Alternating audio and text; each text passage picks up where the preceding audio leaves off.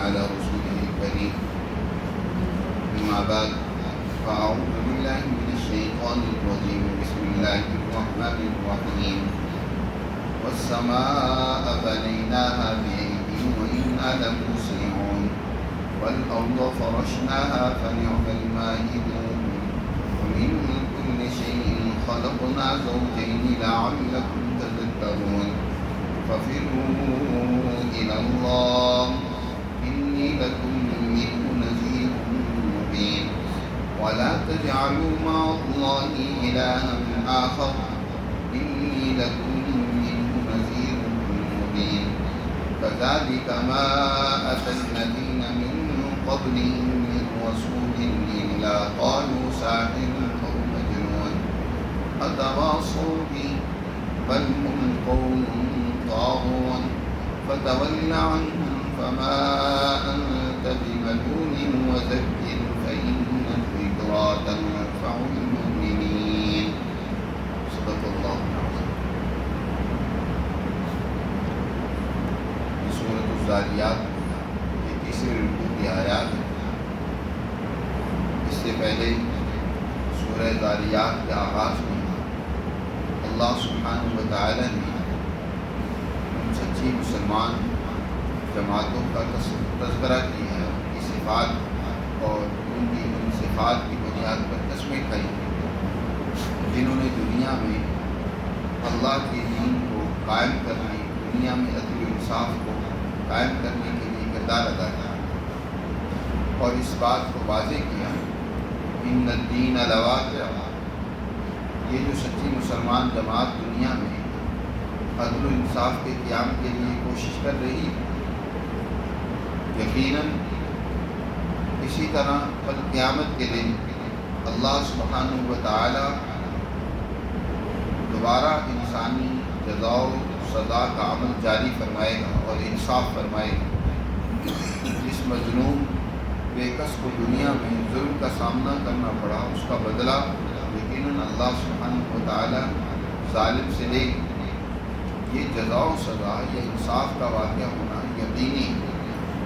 اس پر اللہ نے تاریخ سے 5 واقعات کو ذکر فرما کر انسانوں کو سمجھایا، ان سے استشہاد کیا، جس میں حضرت ابراہیم علیہ السلام، حضرت لوط علیہ السلام اور ان کی قوم کا واقعہ ذکر ہوا. اسی طرح قوم عاد، قوم ثمود اور قوم نوح اور قوم موسیٰ، ان واقعات کو ذکر کر کے انسانوں کو سمجھایا جا رہا ہے. دیکھیے ان قوموں نے بھی جو ظلم و طغیان میں حد سے بڑھ گئی تھی، اللہ نے دنیا میں بھی ان سے انصاف کیا اور ان کو سزا دی. یہاں سے اللہ نے آفاق کے اندر اپنی قدرت کی نشانی اور علامات جو پھیلی ہوئی ہیں ان کا ذکر کیا اور اس بات کو واضح کیا ہے کہ تم یہ سمجھتے ہو کہ انسان کے لیے جزا و سزا کا واقعہ ہونا یہ بعید از عقل ہے، یعنی دوبارہ انسان کا جی اٹھنا اور اپنے اعمال کی جزا و سزا کا سامنا کرنا یہ بات ناممکن ہے. اگر تمہیں یہ ناممکن لگتی ہے تو اس اللہ کی قدرت جو اس کائنات میں پھیلی ہوئی ہے اس کا بھی انکار کرو. سب سے پہلی جو اس کی قدرت کا اظہار آسمانوں کی صورت میں، زمین کی صورت میں ہوا ہے، اس کا ذکر کیا. میں والسماء بنیناہا بأیدی، آسمان ہم نے ان کو اپنی طاقت و قوت سے بنایا ہے.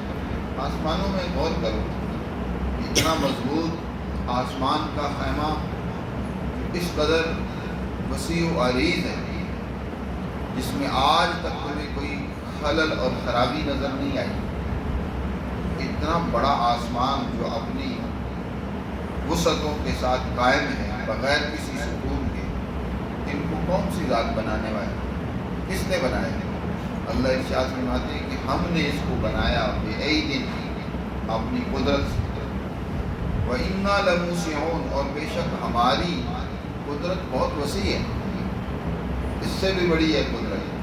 تو ایسا قادر مطلق کیا انسان کو مرنے کے بعد دوبارہ زندہ نہیں کر سکتا؟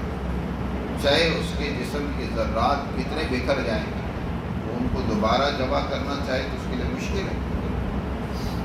وَالْأَرْضَ فَرَشْنَاهَا فَنِعْمَ الْمَاهِدُونَ، اور دیکھو اس ذات نے زمین کا فرش بچھایا ہے، میں زمین کو ہم نے بچھا دی، جیسے فرش بچھا ہوا ہوتا ہے ایسی زمین بچھی ہوئی ہے، تم اس کے اوپر چلتے ہو، اس پر آرام کرتے ہو، اس سے اپنی ضروریات پوری کرتے ہو۔ اور بتاؤ تو صحیح، ہم سے بہتر کوئی کسی نے اس طرح کی تخلیق کی ہو؟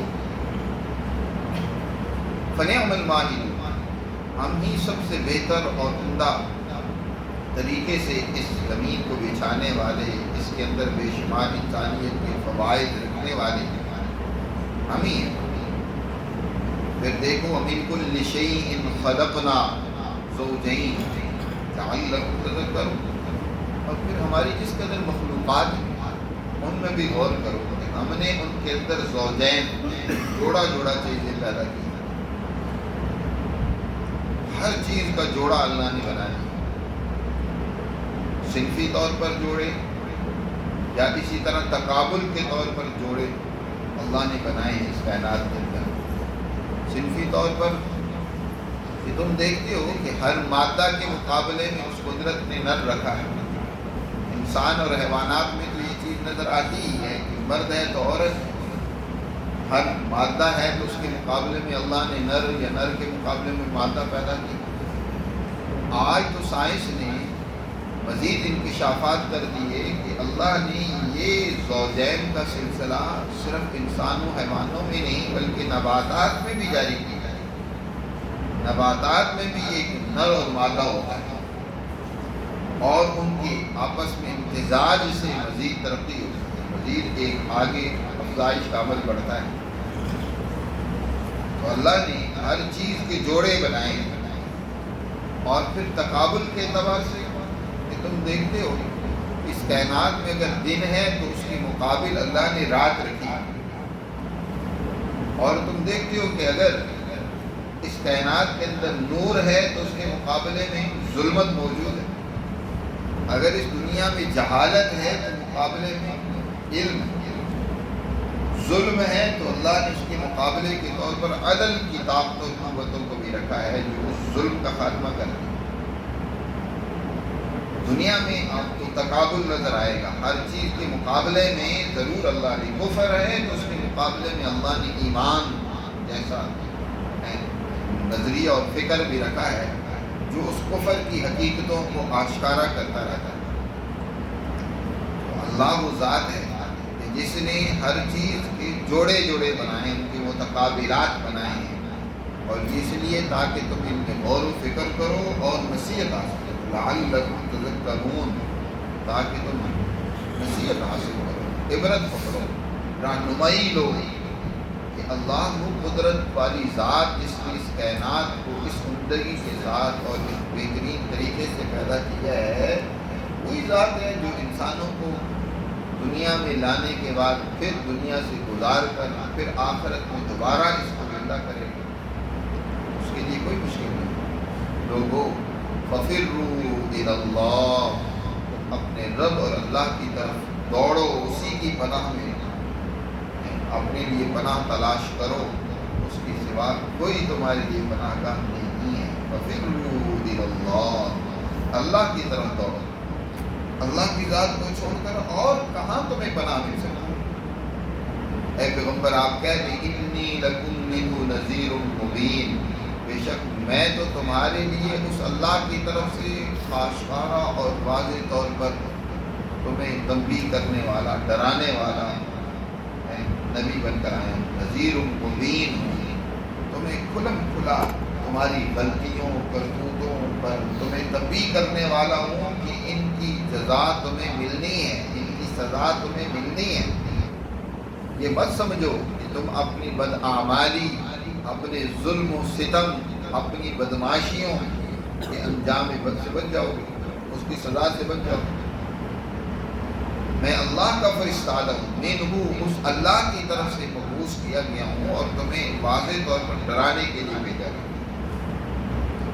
یا منہ کی وہ ضمیر کا مرجع اللہ کا غضب ہے، میں تمہیں اللہ کے غضب سے کھلم کھلا ڈرا رہا ہوں کہ اللہ سبحانہ و تعالیٰ رحیم بھی ہے اپنے نیک مظلوم بندوں کے لیے، لیکن وہ بڑا منتقم بھی ہے، وہ جبار بھی ہے، وہ قہار بھی ہے ان بندوں کے لیے جو دنیا میں اس کے بندوں کو ستاتے ہیں، اس کے بندوں کو اذیتیں تکلیفیں پہنچاتے ہیں، جو دنیا میں ظلم و فساد کرتے ہیں، بدماشیاں کرتے ہیں، تو ان کے لیے وہ بڑا سخت بھی ہے، اس کی بطش گرفت بڑی سخت بھی ہے، نہ بطش ربک لشدید۔ میں تمہیں اللہ کے اس غضب سے ڈرا رہا ہوں، انی لکم منہ نذیر مبین ولا تجعلوا مع اللہ الہا آخر۔ لوگو اللہ کے ساتھ اور کسی طاقت و قوت کو مت اس کا خدا ہمسر بنا لو، کسی کو اور خدا بنا لو اور اس کی پرستش کرنے لگ پڑو، اس کی اطاعت کرنے لگ پڑو، اس سے ڈرنے لگ پڑو، اس کے لیے کام کرنے لگ پڑو۔ جیسے کہ انسان بسا اوقات اپنی خواہشات کو اپنا معبود بنا لیتا ہے۔ قرآن میں اللہ نے ارشاد فرمایا افرأیت من اتخذ الہہ ہواہ، کیا تم نے دیکھا جس نے خواہشات کو اپنا معبود بنا لیا کہ وہ اس کے پیچھے دوڑا چلا جاتا ہے؟ جس کے پیچھے انسان چلے، جس کی بات مانے، جس کی اطاعت کرے، وہ اس کا خدا ہوتا ہے۔ تو اللہ کو چھوڑ کر کسی اور طاقت و قوت کو خدا نہ بناؤ۔ ولا تجعلوا مع اللہ الہا آخر انی لکم منہ نذیر مبین۔ پھر اللہ نے یہ جملہ دہرایا کہ بے شک میں تمہیں اس اللہ کی تمہارے لیے اس اللہ کی طرف سے نذیر مبین بن کر آیا، تمہیں کھلم کھلا واضح طور پر تمہیں ڈرانے والا ہے۔ کذالک ما اتی الذین من قبلہم من رسول الا قالوا ساحر او مجنون۔ انسان کا بھی عجیب حال ہے، اور انسانی تاریخ اس بات کی شہادت دیتی ہے کہ جب بھی انسانوں کو سمجھانے کے لیے کوئی اللہ کا رسول، کوئی ہادی، کوئی نذیر، کوئی بھی اللہ کی طرف سے اللہ کا نمائندہ اور رسول آیا ہے، انہوں نے اس کی بات بجائے ماننے کے الٹا کیا کہا؟ اس کے بارے میں کہا کہ یہ دیوانہ ہے، پاگل، ہمارے ذاتی معاملات میں دخل دیتا ہے، ہم جو چاہیں کریں، یہ ہمیں روکتا ٹوکتا ہے کہ یہ یوں کیوں کر رہے ہو، کاروبار اس طرح کیوں کرتے ہو، یہ سیاست اس طرح کیوں کرتے ہو، یہ معاملات اس طرح کیوں کرتے ہو، ہمیں یہ روکتا ٹوکتا ہے۔ پاگل آدمی ہے، ہمارے ذاتی معاملات ہم جو چاہیں کریں۔ ہر ایک پیغمبر پر دیوانگی اور جنون کا لوگوں نے فتویٰ لگایا، یہ پاگل آدمی، اور بعض نے تو ان کو ساحر کہا، جادوگر کہا۔ لگتا ہے ایسا ہے، یہ صرف آپ کے ساتھ معاملہ نہیں، پہلے انبیاء اور ہادیوں کے ساتھ بھی ایسا ہی ہوا۔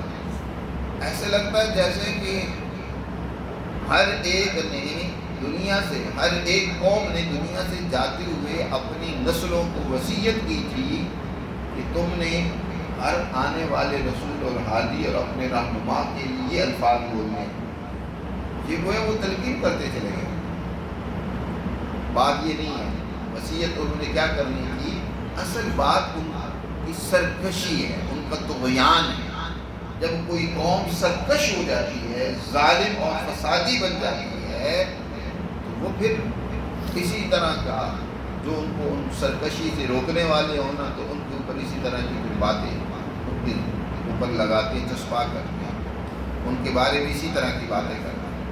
قرآن نے کہا ان الفاظ میں یہ بات، کذالک ما اتی الذین من قبلہم من رسول، اسی طرح نہیں آیا ان لوگوں کے پاس جو ان سے پہلے گزر چکے ہیں کوئی بھی رسول، مگر انہوں نے کیا کہا، الا قالوا ساحر او مجنون، یہ تو ساحر اور جادوگر ہے، او مجنون یا یہ دیوانہ ہے۔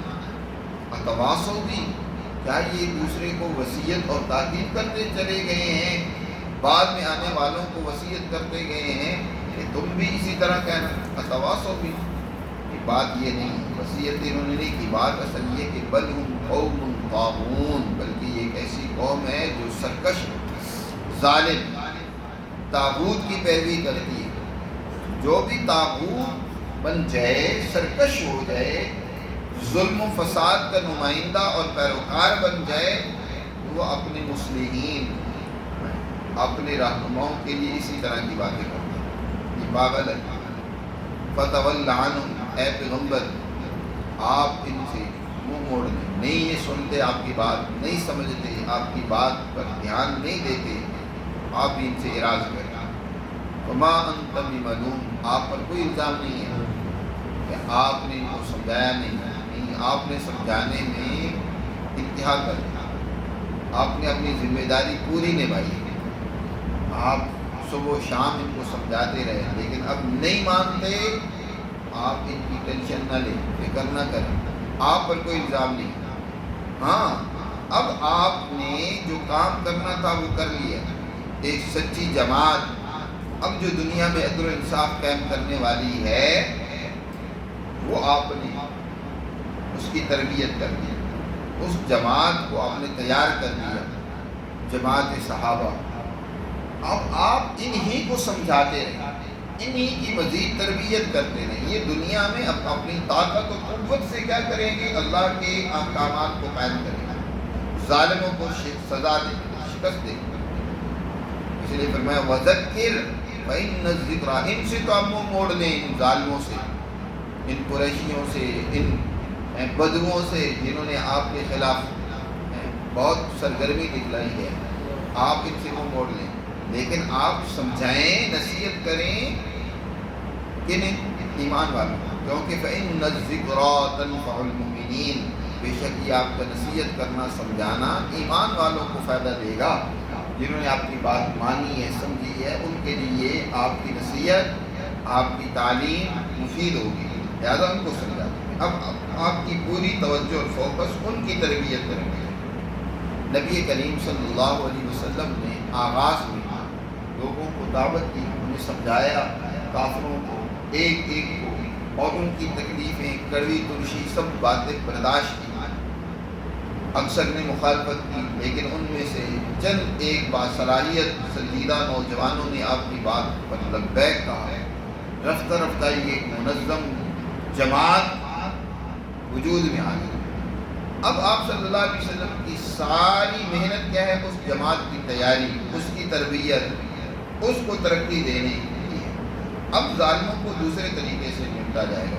چنانچہ نبی کریم صلی اللہ علیہ وسلم نے مدینہ منورہ میں ہجرت فرمانے کے بعد پھر ظالموں کا مقابلہ کیا، وہ پھر اس جماعت کے ذریعے سے سب سزائیں، ان کا جنگ، میدان کارزال میں ان سے جنگ کی، پھر وہ جو صفات شروع میں سچی مسلمان جماعت کی ذکر کی گئی ہیں، والذاریات ذروا فالحاملات وقرا فالجاریات یسرا فالمقسمات امرا، وہ اس جماعت نے کردار ادا کیا، اس پر تفصیل سے پہلے بات ہوئی۔ تو اس لیے اس جماعت کی تربیت کریں، یقیناً ان کے لیے آپ کی باتیں بڑی فائدہ مند ثابت ہیں۔ اللہ ہمیں سمجھ نصیب فرمائے اور اپنے احکامات پر عمل کرے۔